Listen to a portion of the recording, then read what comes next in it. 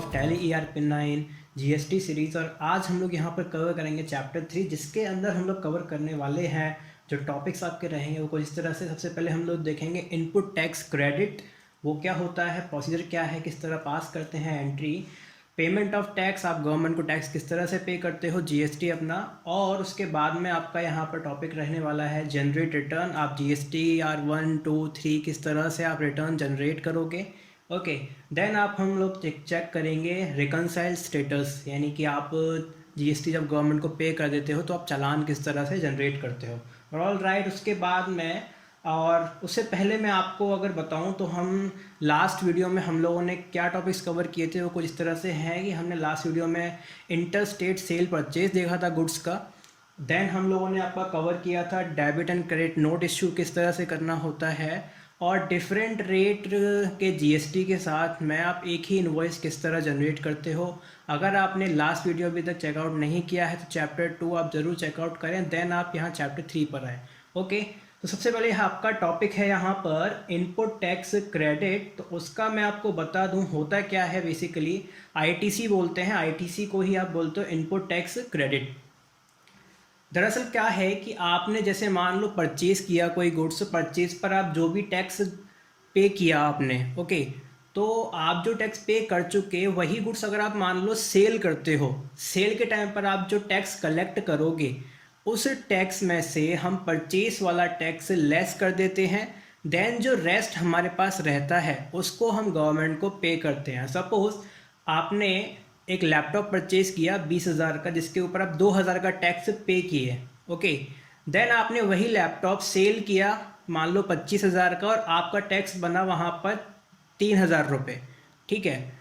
आप 2,000 आप उसी गुड्स पर पहले पे करके आ चुके हो टैक्स, 3,000 आपने कलेक्ट किया, तो आपको क्या लगता है गवर्नमेंट को आप कितना टैक्स पे करोगे? 3,000 नहीं, आप गवर्नमेंट को सेल के GST में से परचेज का जो GST था वो पहले लेस करोगे, देन जो बचा हुआ रहेगा वो पे करेंगे। यानी 3,000 में से हम 2,000 का GST माइनस कर देंगे, बचा हुआ हमारा 1,000 रुपया वो हम गवर्नमेंट को पे करते हैं। तो टैली में भी आपका वही प्रोसेस होता है, बस गवर्नमेंट को टैक्स पे करने से पहले हमें ITC यानी इनपुट टैक्स क्रेडिट की एडजस्टमेंट एंट्री पास करनी होती है, जिसको आप GST टैक्स एडजस्टमेंट एंट्री भी बोलते हैं, राइट।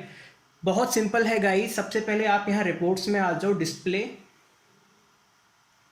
आपको यहाँ मिलेगा स्टेचुरी रिपोर्ट्स, GST R1 आपको पता ही है, सेल्स का डिटेल आपको मिलता है GST R1 के अंदर, और GST R2 में आपको परचेज का डिटेल फिल आउट होता है, GST R3 भी समरी होता है, ओके।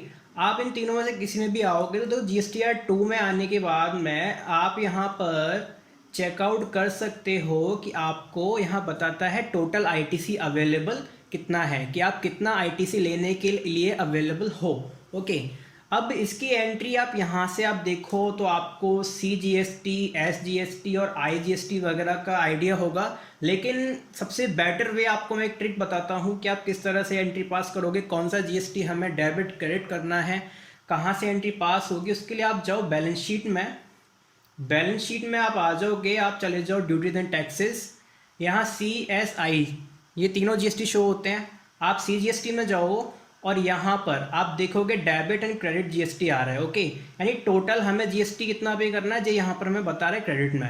अब आपको क्या करना है, जो यहाँ डेबिट साइड का GST है उसको आप कहीं पर नोट कर लो, राइट। तो मैं यहाँ लाइक कैलकुलेटर ओपन कर लेते हैं, इसके अंदर हम नोट करते हैं 10635, ये हमारा C है, तो S भी इतना ही रहेगा, ओके। सेम आप देखना चाहो देख लो, और IGST है उसको भी हम यहाँ नोट कर लेते हैं 5472, ओके। देन आपको क्या करना है, आप जाओ सीधा GST R1 2 3 किसी में भी चले जाओ। GST R2 में हम लोग जैसे जाते हैं, डेट फिल आउट अपना हम लोग कर देते हैं यहाँ पर।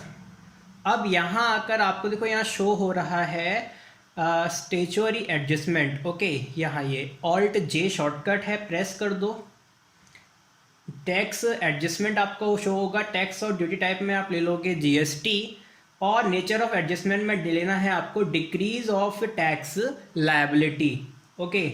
एडिशनल डिटेल्स में आप लोगे एडजस्टमेंट अगेंस्ट क्रेडिट सेलेक्ट करना है और यहाँ सिंपली आपको CGST लेना है।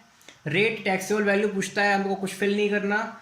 अब यहाँ पर जो अमाउंट अभी आपने बैलेंस शीट में देखा था वो अमाउंट ले लो, 10635 एंटर। अगेन डेबिट कर दो SGST को सेम 10635 से, एंड डेबिट हो जाएगा यहाँ IGST, वो हमारा था 5472। अब यही सेम आपको क्या करना है, क्रेडिट कर देना है वन बाय वन। CGST आ जाएगा सेम अमाउंट से 10635, SGST आ जाएगा आपका 10635 से, और सेम IGST आ जाना है 5472 से। अब आप अगर यहाँ देखो तो हमने एक ही लेज़र को सेम अमाउंट से डेबिट कर दिया, सेम अमाउंट से क्रेडिट कर दिया, तो समझ में आते हैं कि इसका रिफ्लेक्शन यानी इफेक्ट हमें कहीं देखने को नहीं मिलेगा, क्योंकि ये एंट्री यहीं पर नेग्लेक्ट हो गई। हमने जितने अमाउंट से डेबिट किया उतने अमाउंट से एक सेम लेज़र को क्रेडिट कर दिया। इस एंट्री का पर्पस आपका इतना होता है कि आपको मंथ बाय मंथ पता चले कि आपका इनपुट GST कितना था, यानी आपने परचेज के टाइम पर कितना GST पे किया था और आप कितने का क्रेडिट यहाँ ले रहे हो गवर्नमेंट से, राइट। तो यही होता है गाइस इनपुट टैक्स क्रेडिट, और इसकी एंट्री आप इस तरह पास करोगे। बहुत सिंपल है, यहाँ हम नीचे नरेशन में डाल सकते हैं being input GST adjusted with output GST, okay, for April to May month 2020, okay. ये हमने अपना GST यहाँ पर एडजस्टमेंट कर दिया है, राइट। इसको कर देते हैं सेव, और सिंपली आपका यहाँ इनपुट टैक्स क्रेडिट का एंट्री हो जाता है पास। देन इसके बाद में आपको क्या करना है, आप चाहो तो अपना बैलेंस शीट चेकआउट कर सकते हो। बैलेंस शीट में कोई इफेक्ट आपको देखने को नहीं मिला, क्योंकि हम एंट्री पास कर चुके हैं और ये हमारा टैक्स यहाँ टोटल जितना पे करना है वो आ रहा है, ओके। अभी क्या करना है, गवर्नमेंट को टैक्स पे करना है। गवर्नमेंट को कितना टैक्स पे करना है आपको बैलेंस शीट में आपको यहाँ शो हो जाता है as a liability, duties and taxes में आप देख सकते हो। देन पेमेंट करने के लिए देखो सिंपल है, आप जिस डेट को पेमेंट कर रहे हो वो डेट आपको यहाँ as a current date gateway of Tally पर रखनी है। मैं 31 मई को पे कर रहा हूँ। सीधा आप चले जाओ अकाउंटिंग वाउचर्स में पेमेंट, ओके। पेमेंट वाउचर में हम लोग जाएंगे F5। यहाँ आकर आपको प्रेस करना है Alt+S, जो कि शॉर्टकट होता है स्टैच्यूटरी पेमेंट्स का। किसी भी टाइप का टैक्स पे करना होता है टैली में, आप Alt+S से पे करोगे। GST लेना है 1 अप्रैल से 31 मई तक का हम पे कर रहे हैं, और पेमेंट टाइप हमारा रेगुलर पेमेंट है, राइट। सेव करोगे इसको। अब यहाँ आप ले लो CGST, जितना आपको करेंट बैलेंस शो हो रहा है वो बैलेंस आपको डाल देना है। देन सेम डेबिट कर दो SGST को 2199 से, और सेम डेबिट हो जाना है IGST 1152। देन हम पे कर रहे हैं क्योंकि इसको बाया चेक, तो हम यहाँ पर ICICI बैंक ले लेते हैं और अपना यहाँ एंट्री पास हो जाएगी। चेक नंबर में हम एक चेक नंबर फिल करा देते हैं। ये मैंने यहाँ चेक नंबर डाल दिया, ओके। एंटर करते हैं। प्रोवाइड GST डिटेल्स आपको जो है यस करना है। यस करने के बाद आपको मोड ऑफ पेमेंट में लेना है यहाँ पर चेक। चेक लेने के बाद अपने बैंक का आप नेम डाल दो जहाँ पर आपने ये चेक इशू किया। CPIN, BRN और CIN ये आपको बैंक का जो पासबुक होता है उसके फ्रंट पेज पर मिल जाएंगे नंबर्स। बाकी चेक नंबर हमारा जो था वो कुछ इस तरह से था। चेक का डेट है 31 मई, और being GST paid to government, okay. ये मैंने गवर्नमेंट को GST का पेमेंट भी कर दिया, राइट। इसके बाद हम लोग यहाँ एक बार अगर अपना बैलेंस शीट चेकआउट करते हैं तो हमें ड्यूटीज एंड टैक्सेस में कुछ भी नहीं है, क्योंकि हम GST गवर्नमेंट को पे कर चुके हैं, और यहाँ हमारा ITC के बाद पेमेंट भी हो जाता है। देन आपका यहाँ पर आता है कि आप रिटर्न किस तरह से जनरेट करोगे। लाइक GST का रिटर्न आपको जनरेट करना है तो आप कैसे रिटर्न को जनरेट कर सकते हो, ओके। उसके लिए देखो सिंपल है, आप डिस्प्ले में जाओ, स्टैच्यूटरी रिपोर्ट्स में चले जाओ, GSTR 1, 2, 3 जो भी आपको रिटर्न एक्सपोर्ट करनी है एक्सेल फाइल में या JSON फाइल में, तो वो आप कर सकते हो। सीधा आप एंटर कर लो, ओके। सबसे पहले यहाँ डेट पीरियड डाल देते हैं हम 1 अप्रैल से 31 मई। अब यहाँ पर आप कंट्रोल ई करो, जो एक्सपोर्ट का शॉर्टकट है। देन यहाँ आपको फॉर्मेट में मिल जाता है एक्सेल और जेसॉन। जिस फाइल में आप लेना चाहते हो, आप एक्सेल में लेना चाहते हो एक्सेल में ले सकते हो, जेसॉन फाइल में लेना चाहते हो जेसॉन फाइल में आप अपना जीएसटी का रिटर्न एक्सपोर्ट करा सकते हो। और सिंपली आपको यहाँ से कुछ नहीं करना, अपना एड्रेस डाल दो किस फोल्डर में आपको ये लेना है।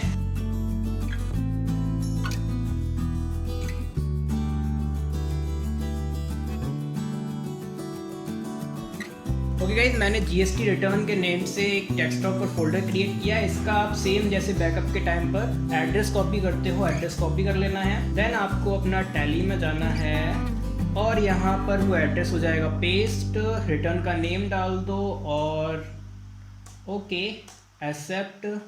आपका रिटर्न यहाँ पर एक्सपोर्ट होना स्टार्ट हो जाएगा। ये हमने GSTR1 को एक्सपोर्ट कर दिया, फोल्डर में जाकर देख सकते हो। ऐसे ही हम सेम GSTR2 को कर लेते हैं।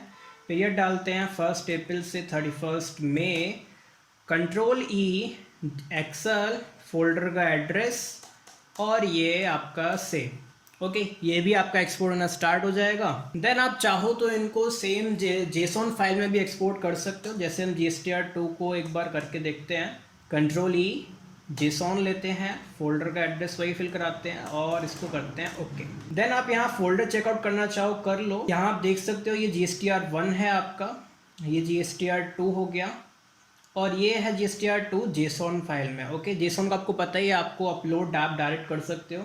एक्सेल का है तो हम एक बार एक्सेल की फाइल को ओपन करके चेकआउट करते हैं कि उसमें हमें क्या क्या देखने को मिला है। तो GSTR2 को कर लेते हैं। ये गाइस मैंने GSTR2 ओपन किया और ये मैंने लास्ट वीडियो में भी आपको बताया था कि आप GST का रिटर्न किस तरह एक्सपोर्ट करते हो। यहाँ आप देख सकते हो HSN वाइज आपको समरी दे दिया यहाँ पर इन्होंने, और बाकी यहाँ पर ICTR, एग्जाम्ट, क्या क्या था आपका एडजस्टमेंट, ये अलग अलग फॉर्मेट्स हैं जो आपको यहाँ पर मिल जाते हैं, जिनका आपका अलग अलग यूज़ होता है। GST रिटर्न्स में आपको ये चीज़ें फिल आउट करनी होती हैं, राइट। इस तरह से आप रिटर्न्स को भी इजीली जनरेट कर सकते हो। देन हम लोग देखते हैं आगे और इसमें क्या टॉपिक है आपका।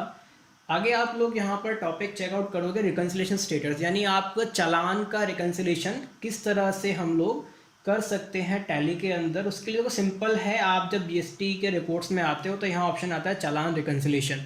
चालान रिकन्सिलेशन बेसिकली क्या है, जब आप गवर्नमेंट को टैक्स पे कर देते हो तो आप अपना रिकन्साइल कर सकते हो, क्रॉस चेक कर सकते हो कि हमने क्या कितना किया। तो यहाँ पर आप देखोगे तो आपको मिल रहा है डेट, पर्टिकुलर, पेमेंट में आपने कैसे किया, वाउचर नंबर कौन सा था, टैक्स टाइप का पेमेंट क्या, कब से कब तक का पेमेंट आपने किया, टाइप ऑफ पेमेंट क्या था, मोड ऑफ पेमेंट क्या है, बैंक का नेम, CIN, CPIN, कितना चेक नंबर वगैरह था। इसको क्या करना है, आप स्पेस बार से सेलेक्ट करो एक बार, Alt S करोगे तो यहाँ आपसे डिटेल पूछेगा। 1 अप्रैल से 31 में मोड ऑफ पेमेंट था हमारा चेक, बैंक का नेम, यानी कि जैसे आपने अभी वहाँ पर अपना पेमेंट के टाइम पर प्रोवाइड GST डिटेल्स को यस किया था तो वो ऑप्शन वहाँ आ रहे, तो सेम ऑप्शन आपको यहाँ पर मिल रहे हैं गाइस। आप यहाँ पर ऑप्शन फिल आउट करा सकते हो। देन आप इसका प्रीव्यू एक बार देख लेते हैं। CPIN CIN मैंने आपको बताया कि आपको बैंक के पासबुक पर मिलेंगे, BRNB, चेक का डेट 31 में और एक्सेप्ट। ये चालान हो गया आपका रिकन्साइल। ऐसे ही आप इसको बाद में भी कर सकते हो, राइट।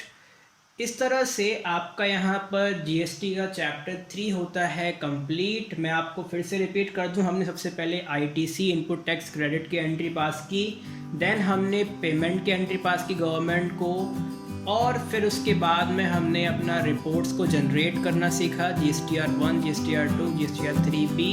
देन हमने देखा यहाँ पर कि हम चालान रिकन्सिलेशन किस तरह से करते हैं। सो बस फिलहाल के लिए इतना ही, और नेक्स्ट वीडियो में हम लोग कवर करते हैं कुछ और टॉपिक GST